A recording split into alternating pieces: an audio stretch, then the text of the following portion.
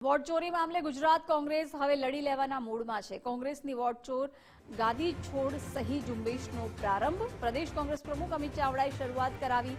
Ahmedabad Jivraj park metro સ્ટેશનથી પ્રારંભ થયો। જિગ્નેશ મેવાણી, ઇમરાન ખેડાવાલા સહિતના હાજર રહ્યા। અમદાવાદ શહેર કોંગ્રેસ પ્રમુખ સોનલ પટેલ પણ હાજર રહ્યા। 3 થી 10 ઓક્ટોબર સુધી ગુજરાતભરમાં આ અભિયાન ચાલશે। પ્રદેશ કોંગ્રેસ પ્રમુખ અમિત ચાવડાએ આકરા વાર કર્યા। દેશની જનતા વોટ ચોરી મામલે રસ્તા પર ઉતરી છે। ચૂંટણી પંચ સરકારની કઠપૂતળી બનીને કામ કરે છે તેવું જણાવ્યું।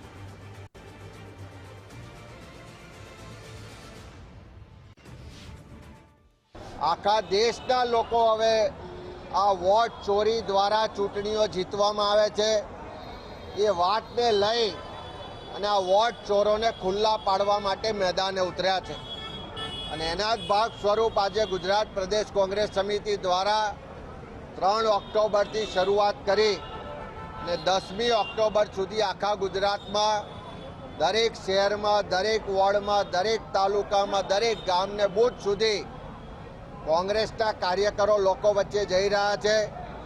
આ વોટ ચોરીથી સરકારમાં બેઠેલા લોકો એમના સંવિધાનિક અધિકારને છીનવવાનું કામ કરે છે, લોકશાહી ખતમ કરવાનું કામ કરે છે, ખોટી રીતે ચૂંટણીઓ જીતવા માટે આ વોટ ચોરી થઈ રહી છે એ બાબતે જાગૃતતા લાવી રહ્યા છે।